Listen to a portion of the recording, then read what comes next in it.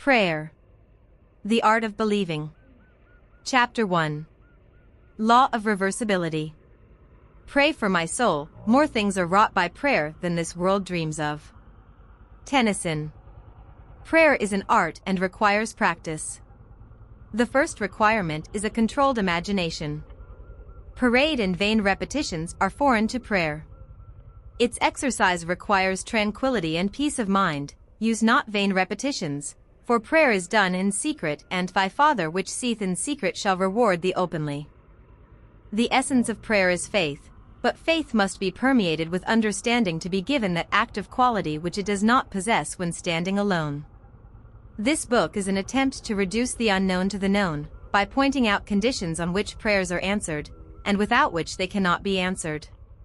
Mechanical motion caused by speech was known for a long time before anyone dreamed of the possibility of an inverse transformation, that is, the reproduction of speech by mechanical motion, the phonograph. Whether or not man succeeds in reversing the transformation of a force, he knows, nevertheless, that all transformations of force are reversible. If heat can produce mechanical motion, so mechanical motion can produce heat. If electricity produces magnetism, magnetism too can develop electric currents. If the voice can cause undulatory currents, so can such currents reproduce the voice, and so on. This law is of the highest importance, because it enables you to foresee the inverse transformation once the direct transformation is verified. If you knew how you would feel were you to realize your objective, then, inversely, you would know what state you could realize were you to awaken in yourself such feeling. The injunction, to pray believing that you already possess what you pray for, is based upon a knowledge of the law of inverse transformation. If your realized prayer produces in you a definite feeling or state of consciousness, then, inversely, that particular feeling or state of consciousness must produce your realized prayer. You should awaken within you the feeling that you are and have that which heretofore you desired to be and possess.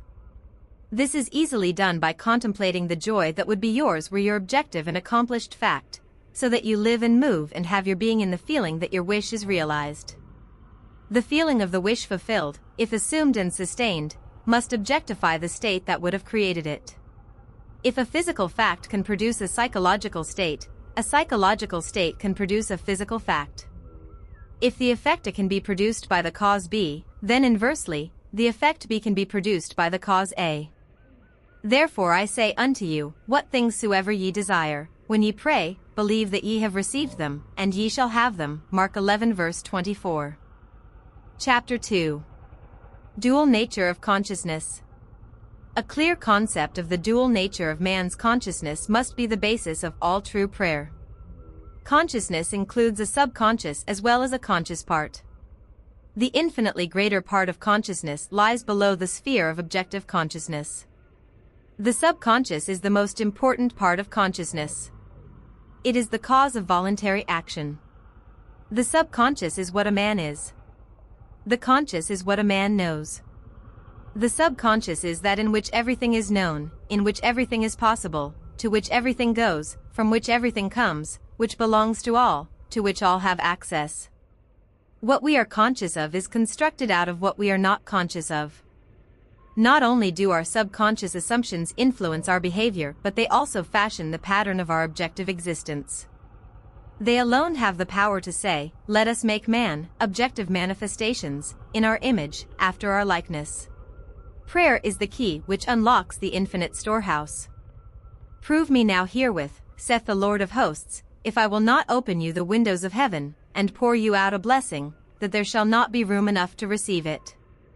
Prayer modifies or completely changes our subconscious assumptions, and a change of assumption is a change of expression. No true grasp of the science of prayer can be really obtained until the laws governing the dual nature of consciousness are understood and the importance of the subconscious realized. Prayer, the art of believing what is denied by the senses, deals almost entirely with the subconscious. Through prayer, the subconscious is suggested into acceptance of the wish fulfilled, and, reasoning deductively, logically unfolds it to its legitimate end. The conscious mind originates premises. The subjective mind unfolds them to their logical ends. Were the subjective mind not so limited in its initiative power of reasoning, objective man could not be held responsible for his actions in the world. Man transmits ideas to the subconscious through his feelings. The subconscious transmits ideas from mind to mind through telepathy. Your unexpressed convictions of others are transmitted to them without their conscious knowledge or consent, and if subconsciously accepted by them will influence their behavior. The subjective mind is completely controlled by suggestion. Ideas are best suggested when the objective mind is partly subjective, that is, when the objective senses are diminished or held in abeyance.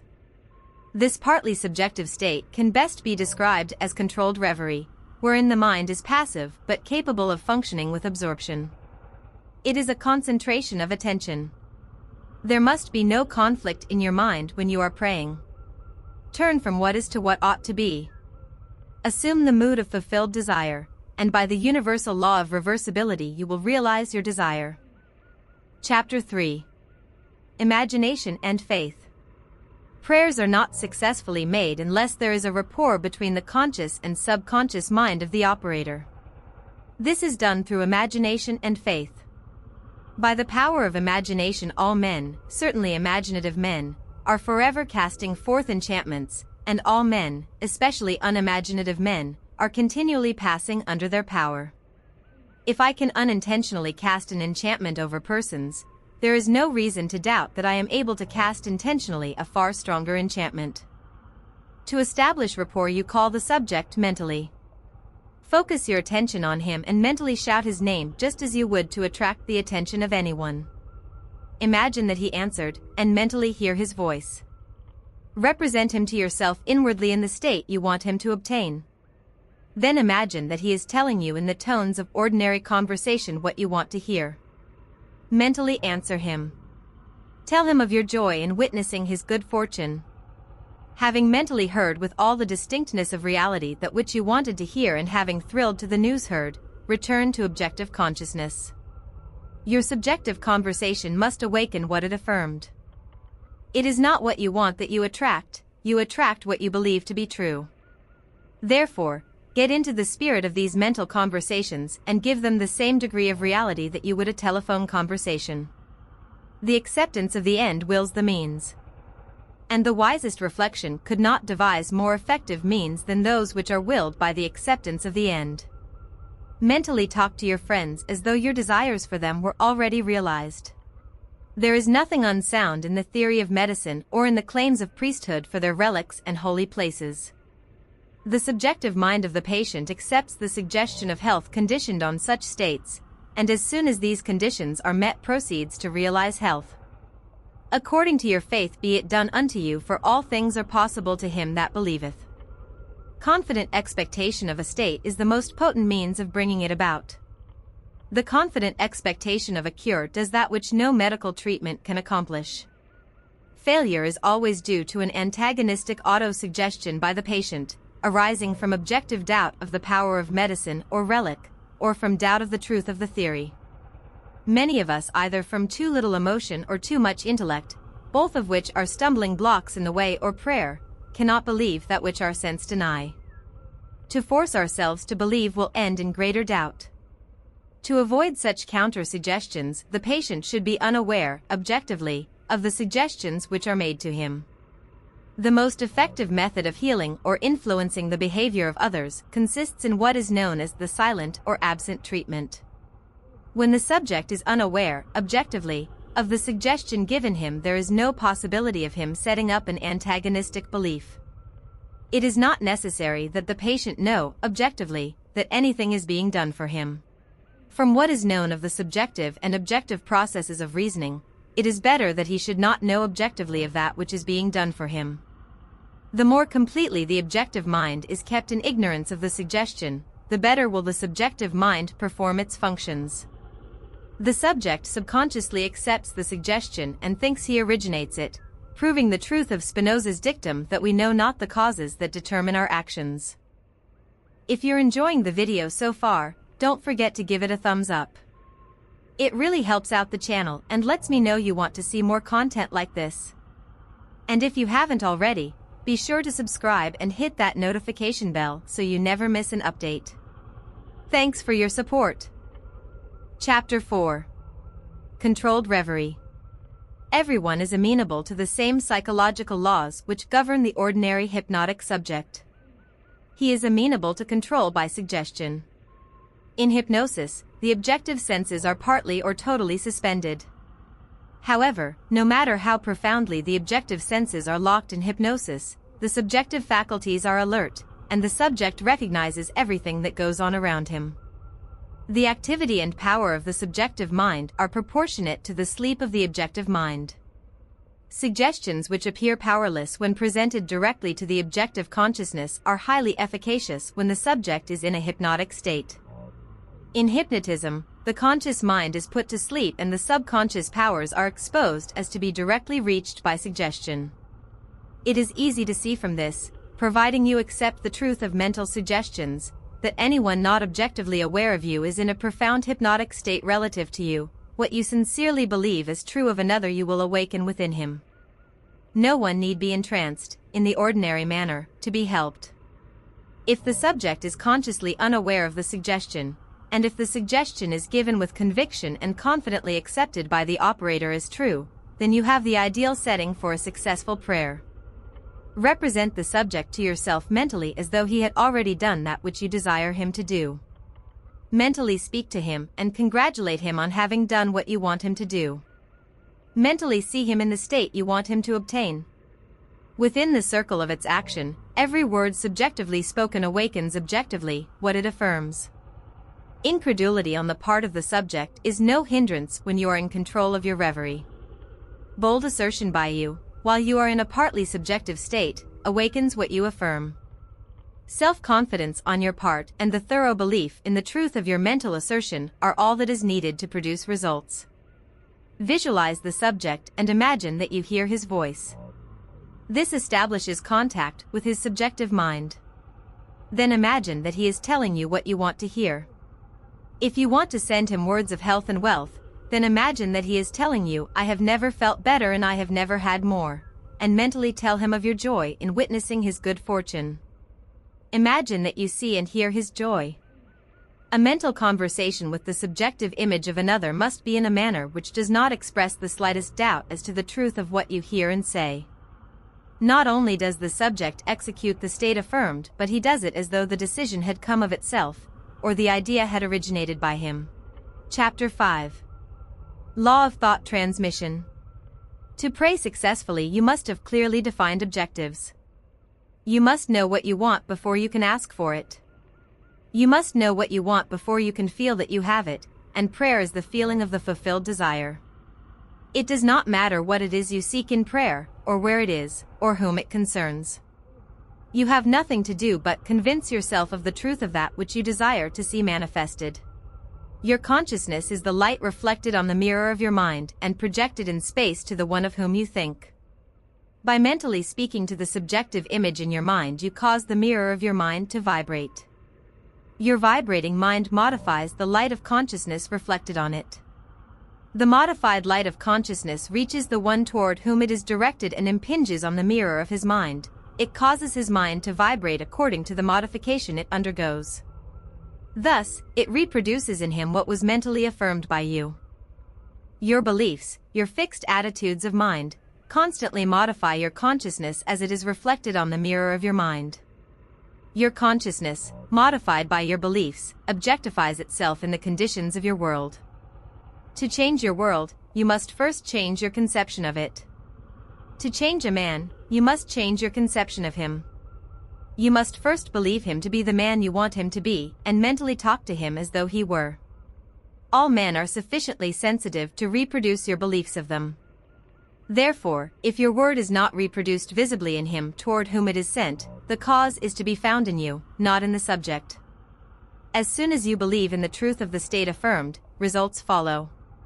Everyone can be transformed, every thought can be transmitted, every thought can be visibly embodied. Nothing can be added to man, for the whole of creation is already perfected in him. Not even a sunburn is given from without. The rays without only awaken corresponding rays within. Were the burning rays not contained within man, all the concentrated rays in the universe could not burn him.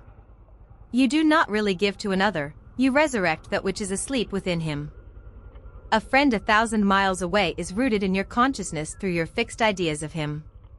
To think of him and represent him to yourself inwardly in the state you desire him to be, confident that this subjective image is as true as it were already objectified, awakens in him a corresponding state which he must objectify. The results will be as obvious as the cause was hidden. The subject will express the awakened state within him and remain unaware of the true cause of his action. Your illusion of free will is but ignorance of the causes which make you act. Prayers depend upon your attitude of mind for their success and not upon the attitude of the subject. The subject has no power to resist your controlled subjective ideas of him unless the state affirmed by you to be true of him is a state he is incapable of wishing as true of another. In that case it returns to you, the sender, and will realize itself in you. Provided the idea is acceptable, success depends entirely on the operator, not upon the subject who, like compass needles on their pivots, are quite indifferent as to what direction you choose to give them. If your fixed idea is not subjectively accepted by the one toward whom it is directed, it rebounds to you from whom it came. Nothing befalls us that is not of the nature of ourselves. A person who directs a malicious thought to another will be injured by its rebound if he fails to get subconscious acceptance of the other. As ye sow, so shall ye reap. Furthermore, what you can wish and believe of another can be wished and believed of you, and you have no power to reject it if the one who desires it for you accepts it as true of you. Whatsoever things are lovely, whatsoever are of good report, if there be any virtue and if there be any praise, think on these things. Never accept as true of others what you would not want to be true of you. Chapter 6. Good Tidings. A very effective way to bring good tidings to another is to call before your mind's eyes the subjective image of the person you wish to help and have him affirm that which you desired him to do. Mentally hear him tell you he has done it. This awakens within him the vibratory correlate of the state affirmed, which vibration persists until its mission is accomplished. It does not matter what it is you desire to have done, or whom you select to do it. As soon as you subjectively affirm that it is done, results follow. Failure can result only if you fail to accept the truth of your assertion or if the state affirmed would not be desired by the subject for himself or another. In the latter event, the state would realize itself in you, the operator. If the state desired is for yourself and you find it difficult to accept as true what your senses deny, call before your mind's eye the subjective image of a friend and have him mentally affirm that you are already that which you desire to be. This establishes in him, without his conscious consent or knowledge, the subconscious assumption that you are that which he mentally affirmed, which assumption, because it is unconsciously assumed, will persist until it fulfills its mission. Its mission is to awaken in you its vibratory correlate, which vibration when awakened in you realizes itself as an objective fact. Another very effective way to pray for oneself is to use the formula of Job, who found that his own captivity was removed as he prayed for his friends. Fix your attention on a friend and have the imaginary voice of your friend tell you that he is, or has that which is comparable to that which you desire to be, or have. As you mentally hear and see him, feel the thrill of his good fortune and sincerely wish him well. This awakens in him the corresponding vibration of the state affirmed, which vibration must then objectify itself as a physical fact. Chapter 7. The Greatest Prayer. Imagination is the beginning of creation. You imagine what you desire, and then you believe it to be true. Every dream could be realized by those self-disciplined enough to believe it. People are what you choose to make them, a man is according to the manner in which you look at him. You must look at him with different eyes before he will objectively change. The perfect man judges not after appearances, but judges righteously. He sees others as he desires them to be, he hears only what he wants to hear. He sees only good in others. In him is no condemnation, for he transforms the world with his seeing and hearing. To him poverty is but the sleep of wealth. He does not see caterpillars, but painted butterflies to be, not winter, but summer sleeping, not man in want, but Jesus sleeping. Creation is finished. You call your creation into being by feeling the reality of the state you would call. A mood attracts its affinities, but it does not create what it attracts. As sleep is called by feeling, I am sleepy, so, too, is Jesus Christ called by the feeling, I am Jesus Christ. Man sees only himself. Nothing befalls man that is not the nature of himself. People emerge out of the mass, betraying their close affinity to your moods as they are engendered. You meet them seemingly by accident but find they are intimates of your moods. Because your moods continually externalize themselves, you could prophesy from your moods that you, without search, would soon meet certain characters and encounter certain conditions. Therefore call the perfect one into being by living in the feeling, I am Christ, for Christ is the one concept of self through which can be seen the unveiled realities of eternity. Our behavior is influenced by our subconscious assumption respecting our own social and intellectual rank and that of the one we are addressing. Let us seek for and evoke the greatest rank, and the noblest of all is that which disrobes man of his morality and clothes him with uncurbed immortal glory. Our subconscious assumptions continually externalize themselves that others may consciously see us as we subconsciously see ourselves, and tell us by their actions what we have subconsciously assumed of ourselves to be. Therefore let us assume the feeling I am Christ, until our conscious claim becomes our subconscious assumption that we all with open-faced beholding as in a glass the glory of the Lord are changed into the same image from glory to glory. Let God awake and his enemies be destroyed. There is no greater prayer for man. Thank you so much for staying with me until the end of this video. If you are interested in topics related to spiritual evolution and using inner powers for a more fulfilling life, please subscribe to this channel and share your thoughts in the comments section.